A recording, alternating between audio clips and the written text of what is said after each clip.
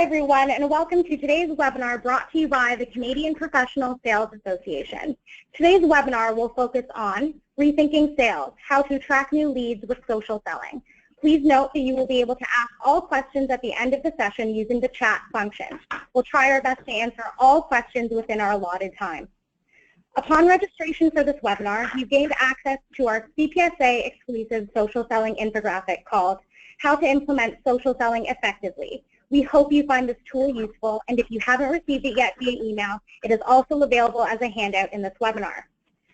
Moderating our panel session is Paul Watts, certified sales professional and professional instructor with the CPSA, who also focuses on new business development at Face Over Apex in Calgary, Alberta.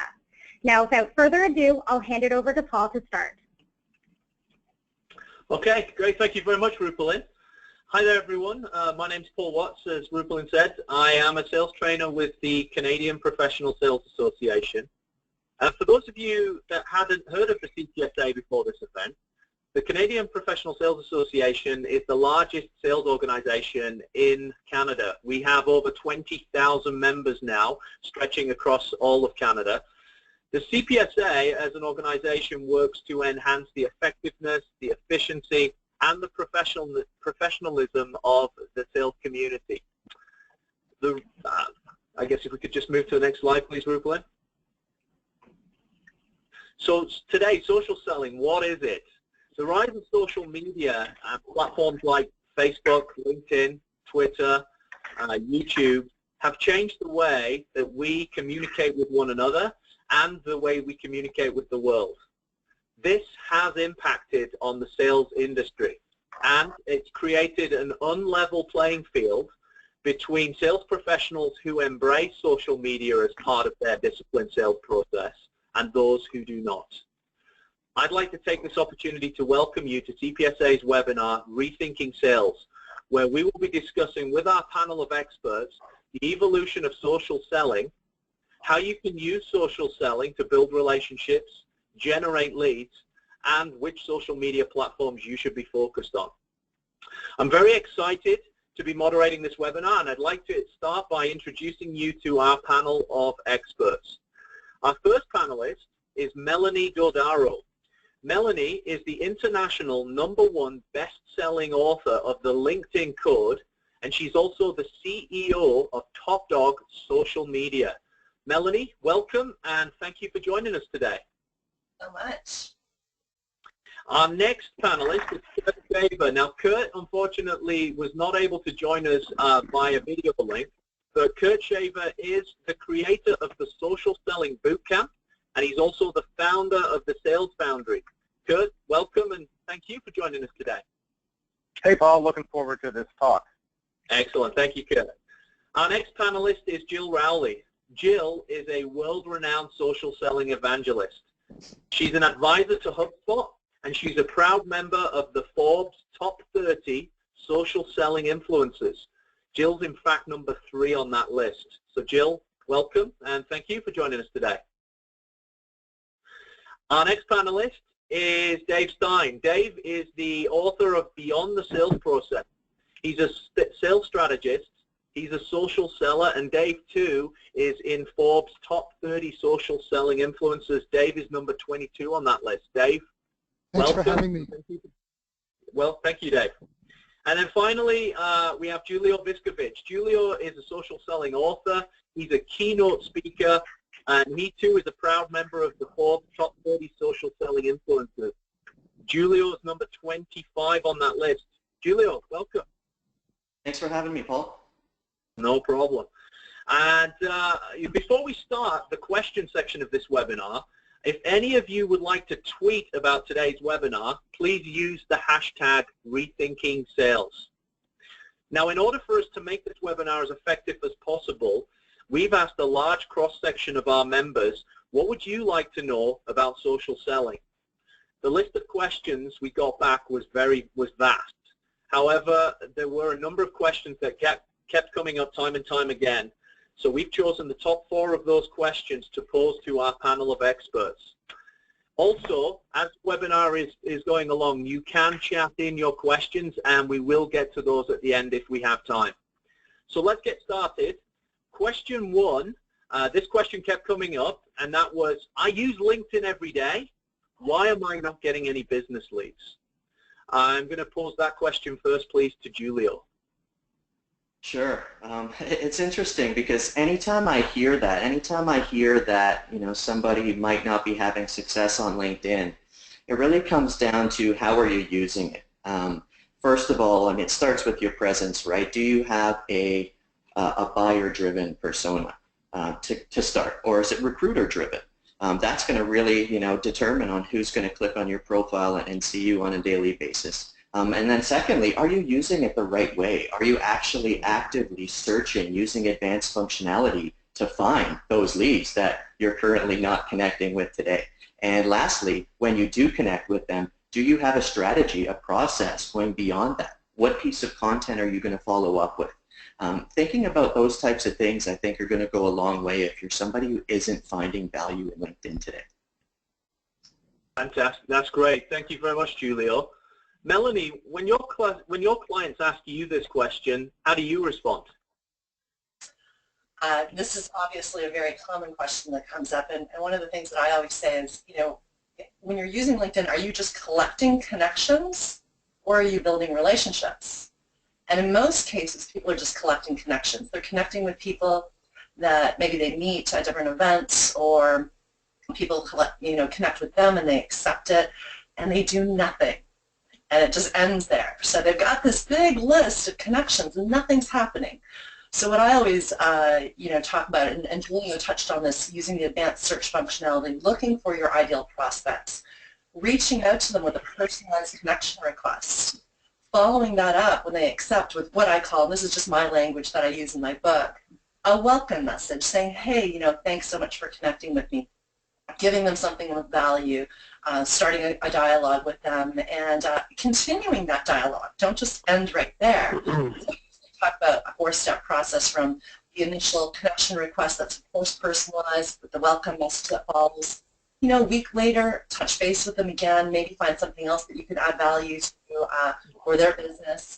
And then after that, you want to ultimately move the conversation offline. Business doesn't happen online in most sales capacities unless you're selling, a book or an online course or something like that. Sure, sales can happen online, but for big ticket items, they're happening offline, whether it's over the phone or in person. So you're wanting to ultimately build enough rapport and trust to be able to take that conversation offline. So instead of having a cold call, having a warm call or a warm meeting. Great. Thank you very much, Melanie. And finally, Kurt, what are your thoughts on this topic? Well, when it comes to getting leads, there's basically two ways to do it. You can either go out and find prospects, or you can have prospects come to you, right? So the first one is an outbound prospecting technique, and salespeople are very familiar with the ideas of networking and introductions and referrals and all of those things from their offline experience. And LinkedIn's just a new tool, and LinkedIn and Twitter are just new tools. And so they just need to understand how to apply the principles that they understand to the new tools when it comes to that outbound prospecting. But that idea of having customers come to you, that's really an inbound marketing approach. And that's new to most salespeople, certainly B2B salespeople in larger organizations where marketing previously was totally responsible for lead generation. And so that's the aspect of sharing content to raise your visibility, to raise your credibility, your subject matter expertise, your reputation, and have customers seek you out is one of the areas that I would delve into if somebody asked me this question. Excellent. That's great advice. Thank you, Kurt. So moving on to the next question. Question 2 was that given by 2020, 50% of the workforce will be Generation Y, how will you bridge the social selling gap across the generations in your organization? Now, Jill, I know this is a topic that is near and dear to your heart. Jill, would you give us your thoughts on that, please? Sure. So I'll set the stage with the fact that I live in a household with 4 different generations. My husband is on the tail end of the baby boomers. I'm Gen X. We have 2 Gen Y millennial sons who are still in college. And then we have 2 Gen Z or iGen, iPad, iPhone generation daughters who are 11 and 17. And so I have the vantage point, if you will, of observing the behavior of multiple generations. And what we know is that our personal lives are bleeding into our professional lives increasingly more. And a lot of it is due to the fact that this device is coming into our professional world with us. And this device is a blend of both our personal and professional lives. And what I know from my ability to communicate with my 11-year-old, it's not via the phone, it's not even texting, it's Snapchatting. And I'm not saying that B2B sales professionals need to be experts on Snapchat. That's not the point here.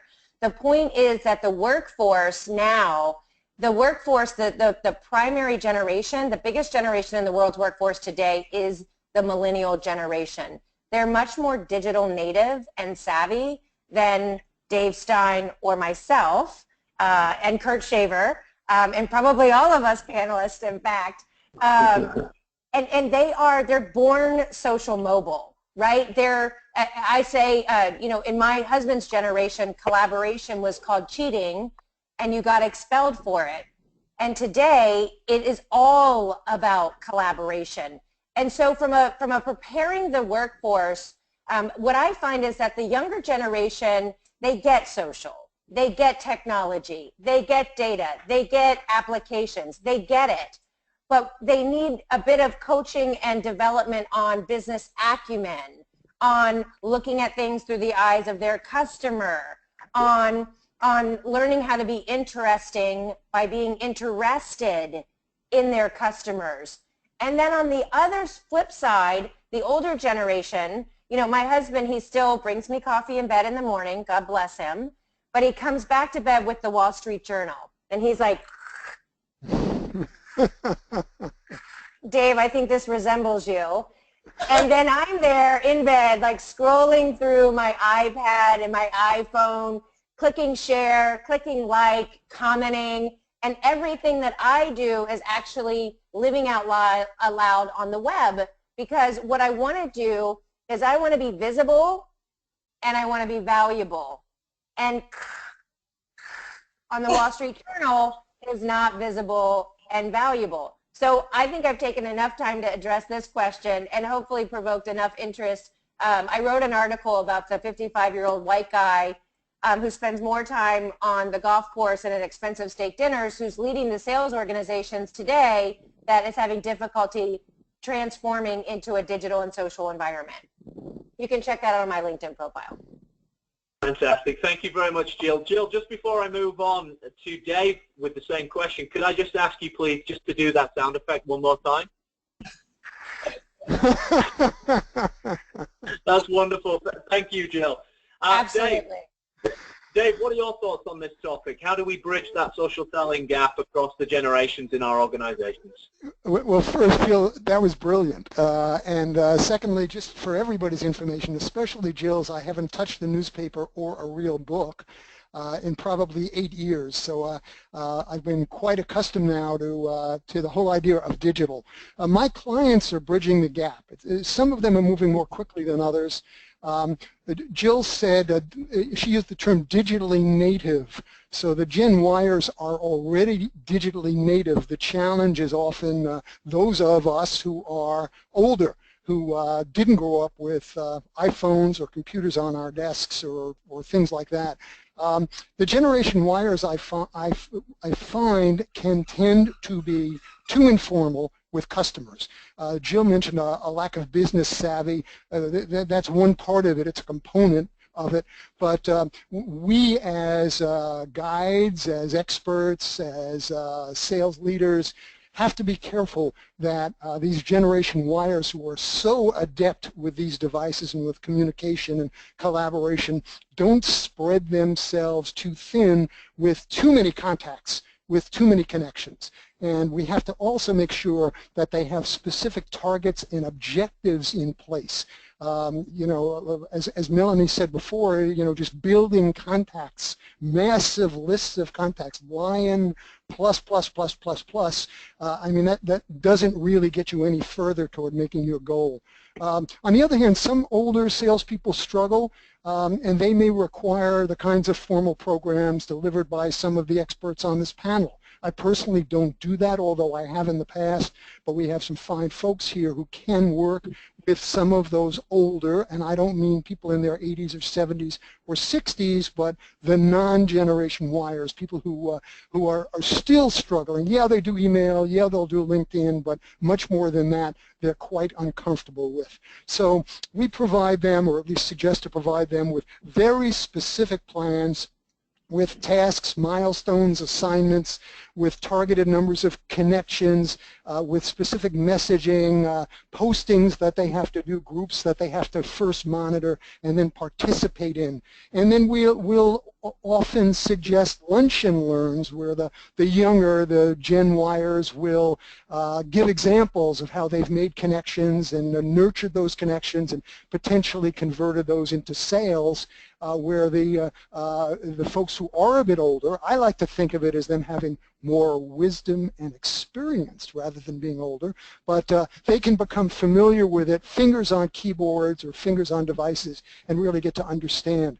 So Generation Yers, they need more guidelines than scripts.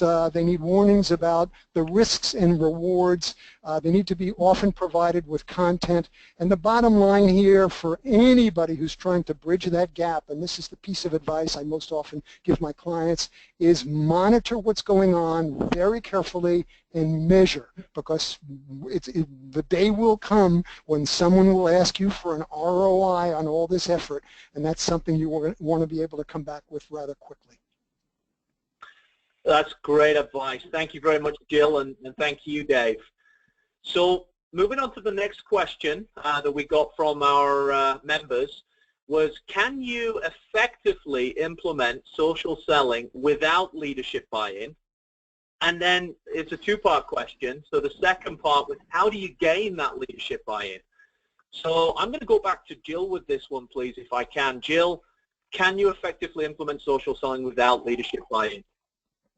So I'll address it from two angles. One, the individual sales professional, and what we see on the maturity curve, the adoption of social selling maturity curve, oftentimes is that when the organization leadership hasn't bought in to social selling and isn't taking a programmatic approach to developing a strategy and a plan and looking at the individual skill sets and capabilities of the sellers and getting sales enablement and training to organize a program, getting marketing to contribute content to the program, getting sales leaders to understand that they need to track and measure different metrics and they need to coach in their account plans. One of the questions needs to be, okay, well, are you connected to that person on LinkedIn?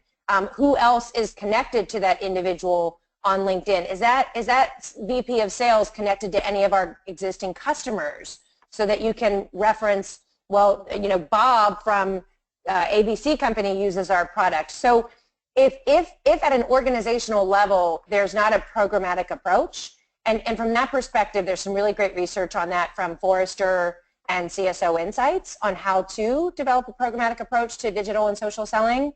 As an individual sales professional, if you're a top performing rep, more likely you have embraced some aspects of social selling. Because what you've realized is that the call, email, call, email, call, email, call, email is resulting in ignore, delete, ignore, delete, ignore, delete, ignore, delete. Your numbers haven't decreased and you still have to make your sales quota, and the way that you used to do it with the traditional channels and methodologies just isn't working anymore. And so you figured out, hey, wait, there's this thing called LinkedIn that's a database of over 450 million business professionals that I can go use that database to find information about my buyers, listen to them, relate to them, connect and engage with them. And ultimately, because I'm a subject matter expert, I know a lot about my buyer's world. I share content that would be interesting and relevant to them. you start to be found by those buyers, like Kurt Shaver said. So I think at an individual level, you can start to make some changes, but ultimately you really have to, from a cultural perspective, you have to get that leadership buy-in, and that really, you've got to build a business case, right? And so there's lots of resources out there. Most of the analysts who cover sales and marketing today are talking about social selling. They're showing that there is return on investment. I think return on investment is important, but the risk of ignoring the other ROI, the risk of ignoring at this stage is massive. And so there's a lot of wonderful content out there. I share a lot of it. The folks on this panel share a lot of it. But it's building that business case. It's demonstrating that what was working is less effective today. And social is an additive. It doesn't replace the phone or email or face-to-face or events or web meetings or demos or any of that. This is additive to your existing sales process and methodology. And so there is the ability to go get leadership buy-in, but if you're struggling as an individual sales rep and your company just doesn't get it yet, there are resources out there like Melanie's book and other resources where you can get the religion and education. Fantastic. Thank you very much, Jill. Same question to Dave again. Dave, what do you think on this topic? Well, first I'll suggest that we have to take a careful look at the industry we're selling into and the companies that we're selling to.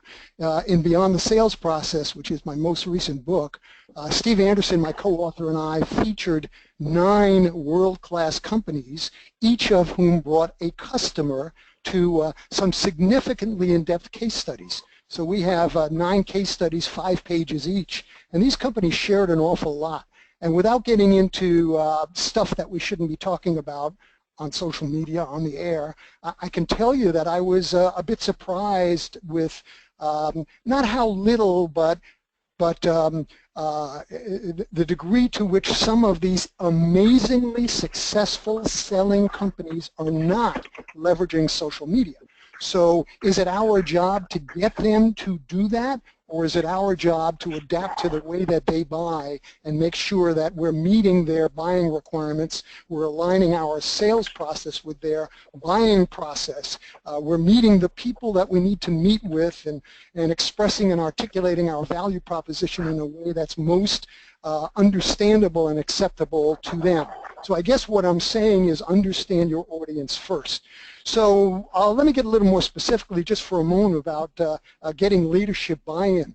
One of the things that I do, and I don't want to degrade it by using the term trick, because it really isn't a trick, but if I'm working with an organization who I believe isn't where they need to be with social, and I'm up pretty high in the organization, and certainly at the C-level, CSO level, maybe COO level, one of the things I'll do, which by the way I learned from my brother who was a direct marketer, he's long since retired years and years ago, is I'll look at their competitors and I'll make screenshots of how their competitors are using social to find and nurture and gather and advance relationships with the competitors' customers. And that sometimes is unbelievably shocking for a CSO to actually look at that and see 3 of their top competitors and how prevalent they are on the internet, on social, on any of the platforms, Snapchat aside, but any of the platforms that those of us on the panel who, by the way, not only sell but deliver what we sell, so we really have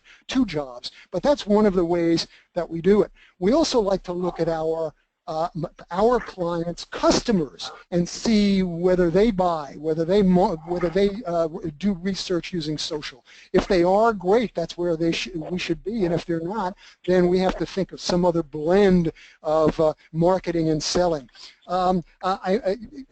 Articles, selected portions of podcasts, no CSO necessarily is going to sit down and listen to an hour webinar, although some do, but ROI examples, and I love Jill's, what was it, Jill, the return on...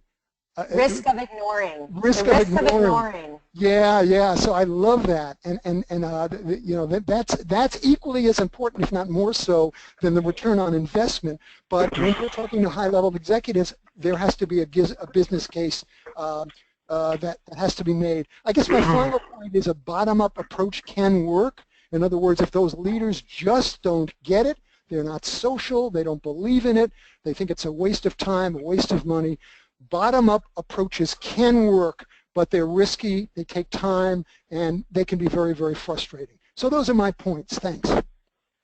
No, that's great advice, Dave, and likewise, Jill. I think what I'm hearing is that, you know, if you don't have that leadership buy-in, you can push it from the bottom up, but it takes longer, and it could be frustrating if you're the sales individual at the bottom of an organization. So, no, that's great advice. Thank you. So moving on to the final question of the pre-delivered questions. How do we measure ROI for social selling? How do we measure it? And if I can, I'd like to go to Kurt first with this, as we don't have Kurt on the video, but Kurt, what are your thoughts on how we measure ROI for social selling, please? Well, first I'm going to express my opinion, then I'll answer the question. So the opinion part of it is, you know, I think ROI is for laggards, right? I think that early adopters, first movers, they don't really need ROI to make a decision and get forward, right? Because they just know and they want to get that competitive advantage. So I think you need to look at the culture of the company and the culture of the individual leader and decide, you know, where are you? If we look at the, you know, Jeffrey Moore crossing the chasm mentality, then I think it depends where you are. So if you're in that, I need proof right before all my, you know, after all my competitors have done it, then there are some things that you can measure. One of the most famous social ROIs is Gary Vaynerchuk has this hilarious rant on YouTube called "What's the ROI of your mother?" And this is his response when the CMO of a large Fortune 100 company asked him what was the ROI of social media, which is kind of really Gary's space. So if you want a good laugh, do a YouTube search on the ROI of your mother. But to answer the question, if we need that hard return on social selling investment, there's really three categories, right? You can look at sales revenue, you can look at typical sales metrics like appointments, opportunities, pipeline, or the third category is you can look at specific social metrics, social KPIs. And the farther that you come from revenue down to sales metrics down to social, the farther you come down, the easier they are to measure, and the more direct they are, obviously, to social, and you can measure them faster. However, the reverse of that is they matter less and less to executives, right? Executives can sort of care less how many social shares you've had. What they want to know is, are we getting opportunities and closing them? Yes. So I'll sort of end my my response here just with a sample from Microsoft, because I think what's important is to take these easily measured, quickly assessed early indicators of social metrics like network size, shares, introductions, messages sent, things like that. And how do you tie those into a company's regular tracking system, right? How do you get those into the sales process flow, into the CRM, whether it's activities or opportunities? Because most companies are then going to have their conversion rates and processes for tracking ROI once it gets into their CRM system.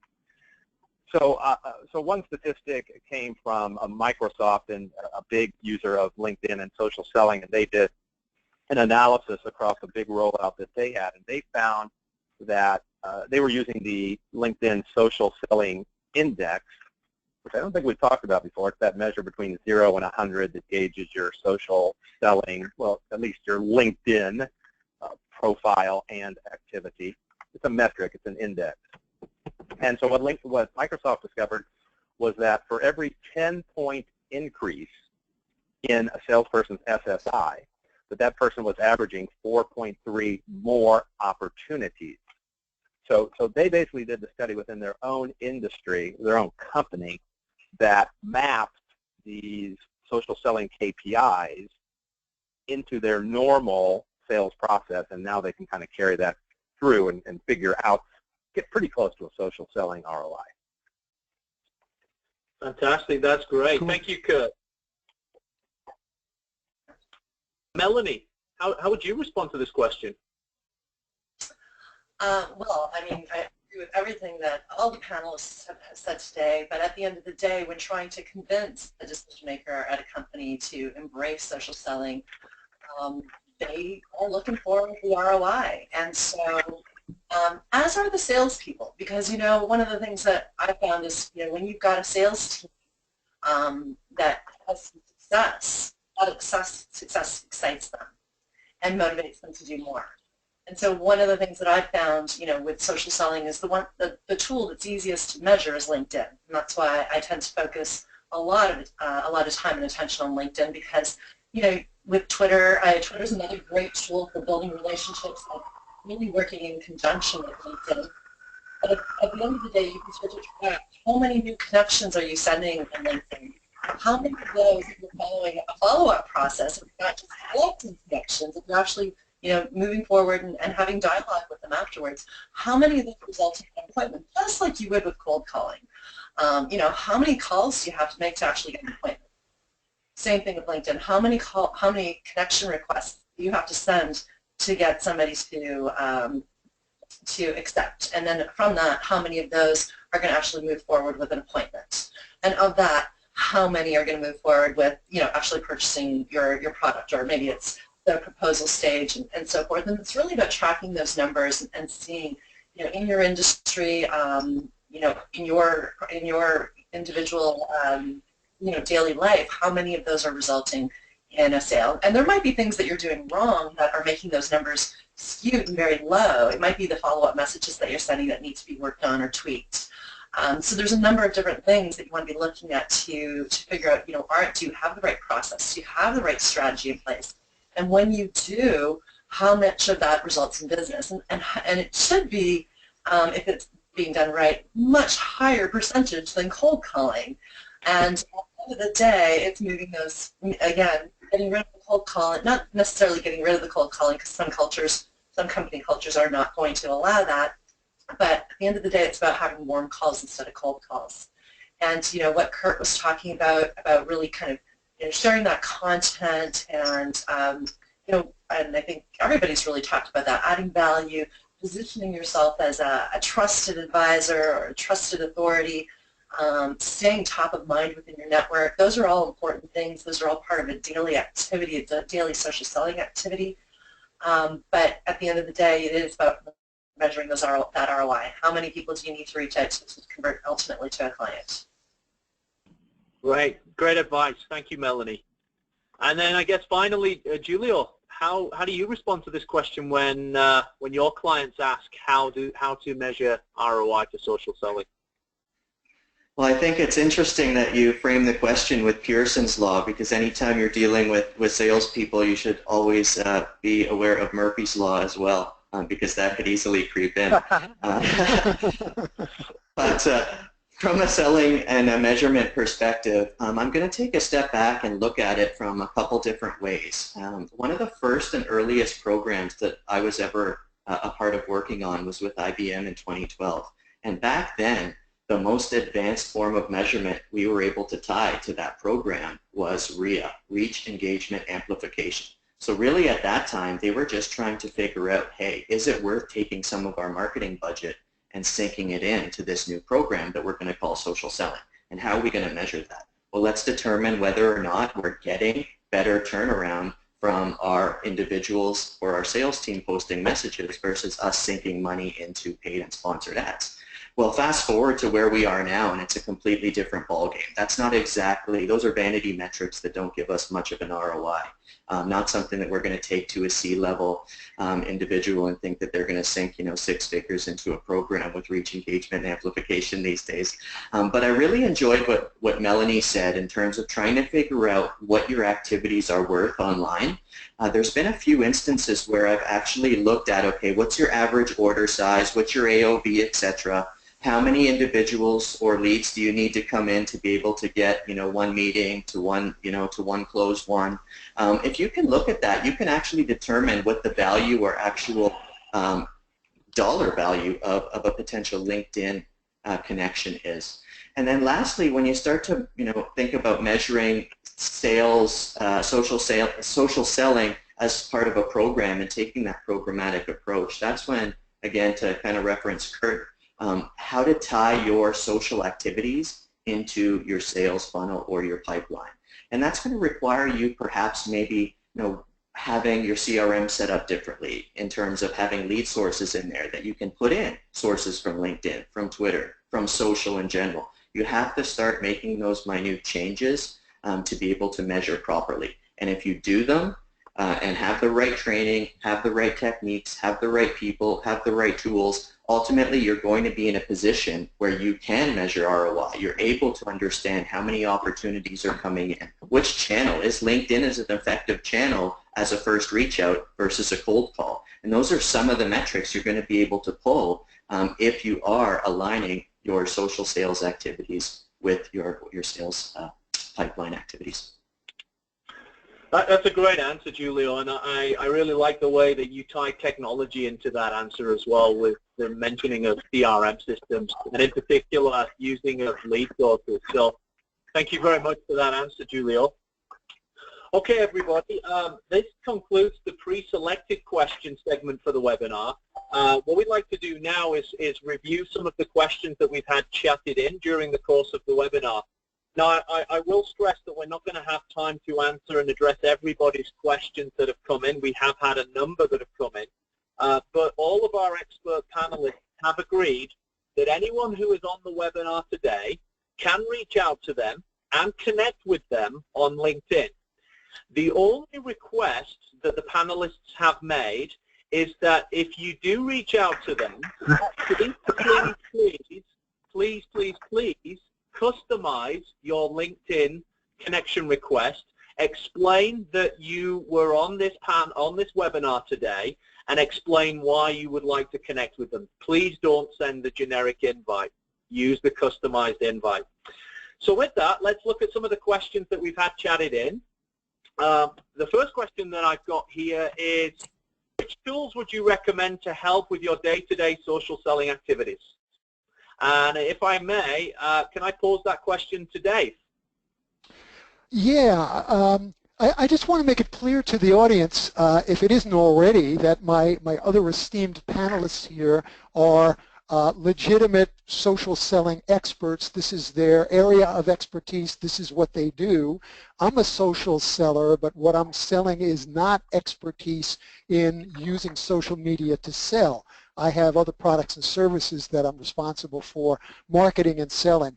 But I use social selling as a tool to achieve that end, and that is I have a number, and I've been fortunate enough and worked hard enough and been lucky enough to make that number. But my answer might therefore be a little different, maybe a little less mature in some ways than some of the other panelists, and that's my disclaimer. But I use LinkedIn religiously and regularly, and I use Hootsuite as my Twitter client.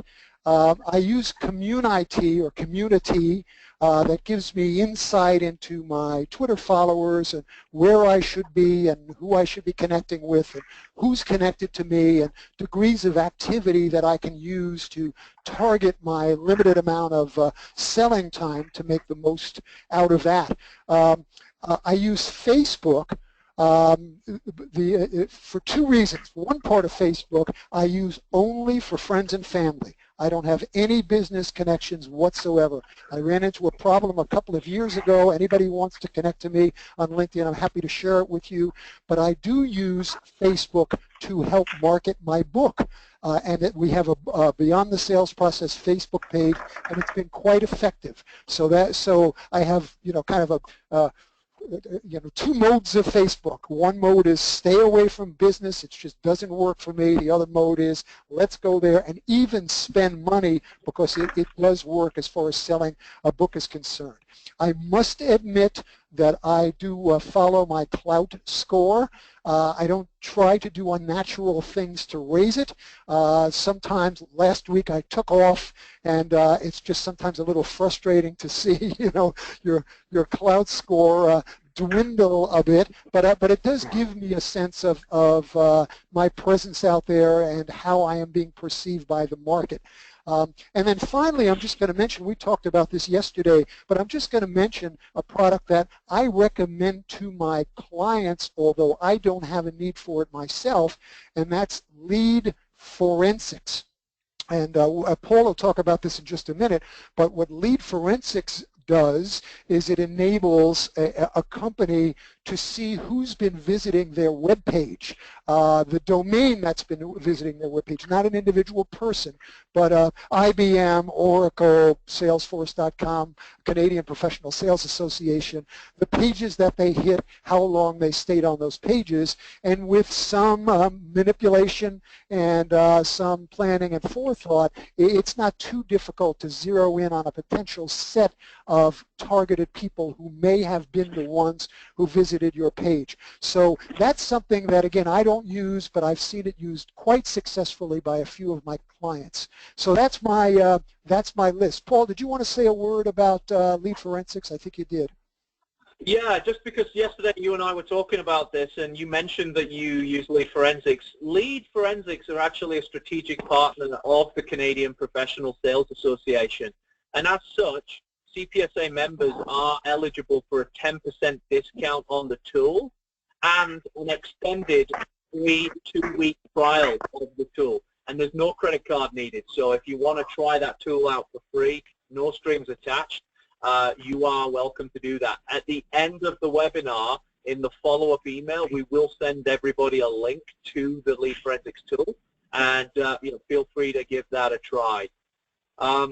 So thank you very much for that answer, Dave. I guess the next question we've had chatted in is, hey, we've been talking a lot about some of the positive things. Can you tell us what not to do when it comes to social selling? What are some of the things that we should avoid doing? And I'm going to see who's smiling the most in their cameras. I'm going to pick Jill. Jill, that's a big smile. Jill, what should we not be doing in social media, please? Yeah, so I think from a social selling perspective, I use the term to talk more broadly about the required transformation in sales. And if you think about how much the buyer has changed, really the buyer has changed more in the past 10 years than the past 100. Marketing has evolved and been adapting, and I witnessed that as a sales professional selling into marketing for over a decade. But what I haven't seen is enough transformation in sales. And the first thing that really has to transform is the mindset of the seller. And the reality is that buyers are allergic to being sold, but they're very open to being helped. And so from a social selling perspective, before you go out and fire up your LinkedIn profile and start sending generic invites, eyes rolling in the back of my head, to connect, or retweeting everything that your buyer is tweeting, or just posting content that your marketing team has told you that you need to post, or worse, letting your marketing team automate that posting on your behalf so that every single salesperson posts the same piece of content at the same time during the same day, and it's just rote. So before any of that occurs, really the mindset of the successful seller is one of leading with value. And I say that it used to be, I used to say it all the time, people buy from people they know, they like, they trust. And the reality is that know, like, and trust doesn't cut it anymore.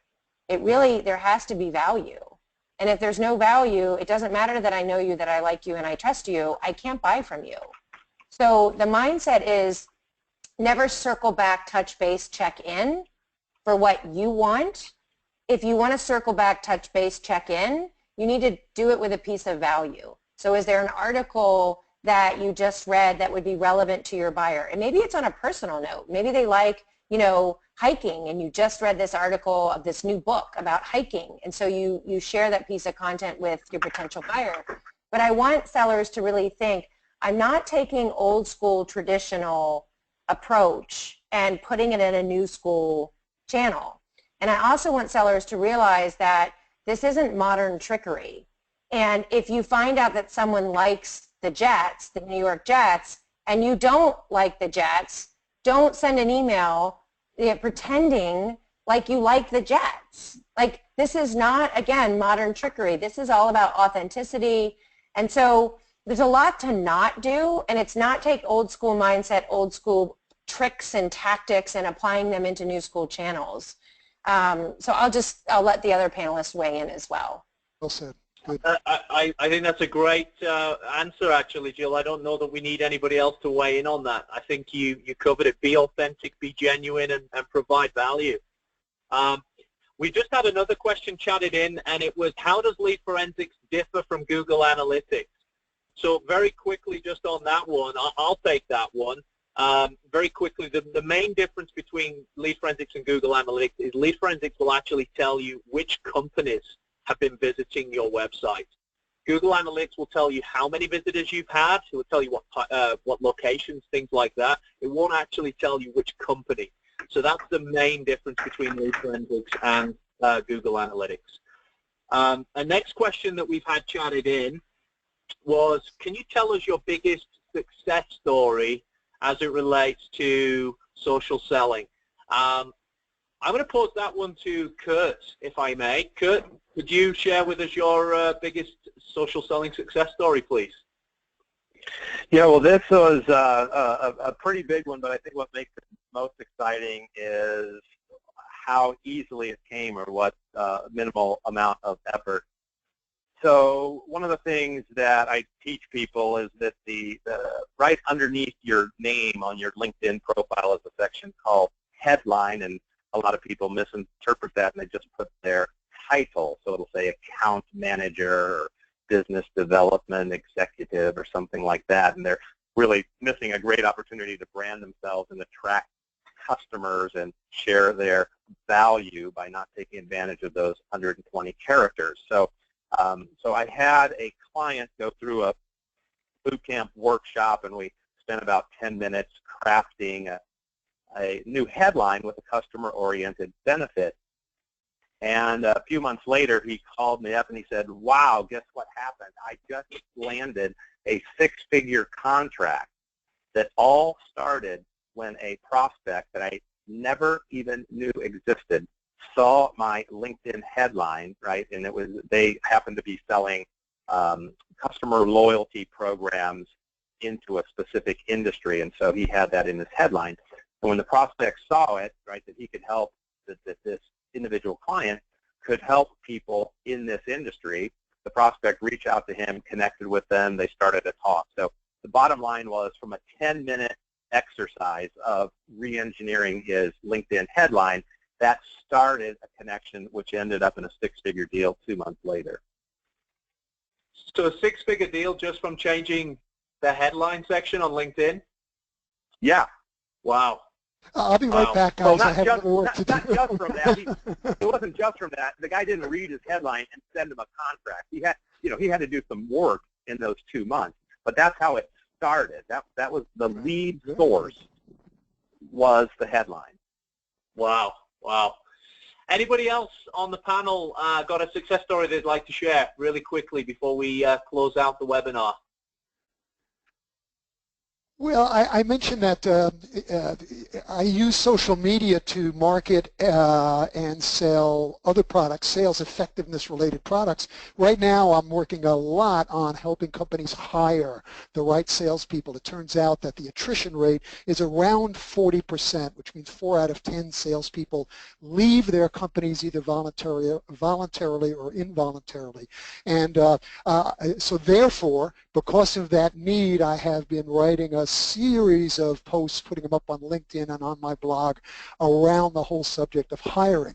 And I've been giving away, providing a lot more content than some people think perhaps I should. They think I should perhaps be selling some of that, and I sell plenty of it. But I can tell you that I've had a string of successes based on these posts around, 5 things you shouldn't do when you hire, and how to do sales call simulations, and how to use psychometric tests, and why you should do background checks, and what a sales process, hiring process looks like. And it's been a series of of blog posts or articles, mostly on LinkedIn, and it has generated for me personally, not for a client, but for me, a string of one after another, which is the kind of projects that I tend to do. They don't last all that long, but literally one after another, and I can attribute this, since these are people that did not come through references and whom I have never known about or met before, that it's coming directly from that effort that I put in putting up these posts on LinkedIn. So that part has worked for me, and it's a success story that I'm pleased with right now. I don't know how long it'll last, but I'm happy right now that it's been delivering. Fantastic. Thank you very much, Dave. And I'm going to just allow one more chatted-in question before we close. So this one is, how much time should a sales team be spending using LinkedIn? Know that there are some concerns as to that they can get consumed into social media. So how much time should a sales team be using on LinkedIn? Melanie, may I throw that one over to you, please? Yeah, absolutely. So, you know, a sales team, so we'll just go with a sales professional, like an individual, because they're going to all be doing it individually. The amount of time that I suggest you spend is the amount of time that you can be consistent with. So if that's 15 minutes a day, if that's 30 minutes a day, if that's an hour a day, whatever that is, the key is consistency. So, you know, are you prepared to spend, you know, 15 minutes, 30 minutes, you know, Monday through Friday? And it's really important because as you're sending out these messages to people, people are responding. So you want to think of it like email. Would you, if you had a prospect responding to an email that you had sent, and you didn't respond to them for 2 days, what's going to happen? You want to be following up on that right away. So you want to think the same way with LinkedIn, and so that consistency is important. You know, in a perfect world, I would say, you know, minimum 30 minutes to an hour a day, because LinkedIn isn't going to be an extra thing that you need to add to your day. It is going to replace some of the things that you're already doing. So, you know, picking up the phone and dialing for dollars, you know, doing cold calling, you can actually replace, you know, a part of that with LinkedIn. So it's not about adding an extra hour to your day. It's really about, you know, and the other thing with LinkedIn is with LinkedIn or any social media, there's a ton of things that you can do that are a waste of time. So, you know, I always look at what are the highest leveraging activities that you should be doing. One, of course, reaching out to new prospects. Two, following up with your existing connections. Three, you know, posting something of value on a daily basis that takes like all of a minute to stay with your audience, and following up on anything that comes into your inbox. So those are the things that are the most important, you know, social selling tasks that you need to be focusing on each day. So it's up to you. You know, at the end of the day, I won't tell somebody you need to spend this much time. I want you to tell me how much time you can spend consistently on a daily basis, and that's the number for you. I just want to add real quickly, I think the nature of social is more fluid than setting a time aside to make calls, setting a time to do emails. You know, I literally at this point, I don't hear a name without going to LinkedIn. And in fact, you know, my daughter just started middle school and she wanted to go hang out with a new friend. I got the last name of the friend. I went to LinkedIn and I searched on LinkedIn because I want to know who her parents are, right? If my kid is going to be hanging out with this new person, I want to know who her parents are. So I think that the idea ultimately over time is that social becomes embedded and ingrained, and it's another channel to complement and enhance everything that you're doing. And I think it is good to set aside time in the beginning as you're getting your social selling training wheels and then removing them. But I think ultimately social has to be a channel that is embedded into your existing workflow and routine, and it needs to become much like air, where you're not even, like water I have to remind myself to drink, but when I hear a name, I go to LinkedIn, right? If I'm on a discovery call and a name is mentioned, I'm writing that name down, I'm Googling, I'm searching that person on LinkedIn because I want context of who that person is. And then if I can go find that person on Twitter, I can learn a whole lot about that individual based on if they're, you know, present and engaged on Twitter. So I think Melanie is absolutely spot on. And in fact, in training that we deliver, the last course is how to make it a routine, how to allocate 30 minutes a day to social, but I really think that the top best-in-class social sellers have embedded social into their activities and into their workflow, Absolutely. and it's not set aside time. So what you're saying is, Jill, that they've made it a habit. The habit. It's a behavior. Yeah. It's a routine. It's air. Okay. Well, That sounded that's all like a we have time newspaper. for today. Thank you very much, Jill and Melanie, for that answer as well around how much time we should spend. Just to close out the webinar today, I just want to leave all of our participants with this thought. Now, Jill mentioned, I think it was Jill mentioned earlier, that there are lots of great reports out there on social selling. There's Forrester's report, I believe IDC wrote a report on social selling. One of the stats that we keep seeing is that people who are using social selling as part of their disciplined sales process are outperforming their peers who do not by as much as 20%. Now, if that is true of salespeople, we should consider the same would be potentially true for organizations. So in other words, if you're an organization with a sales revenue of $10 million and you're not using social selling today, you potentially could increase your business by 20% or $2 million if you were to adopt social selling as part of your organization sales and marketing activities. So with that, that is all we have time for today. I would like to take this opportunity to thank our panel of experts for joining us. So thank you very much, Melanie. Thanks, Jill, Dave, Kurt, and Julio. Thank you for lending us your time and your experience. And I'd also like to say a big thank you to the Canadian Professional Sales Association for hosting this webinar. And then one final thank you to all of our attendees on the call. If I could just ask you, please, to just take 35 to 40 seconds of your time at the end just to answer 4 quick questions. And then please do have a great rest of your day. Thanks very much, team. Bye-bye. Thank you.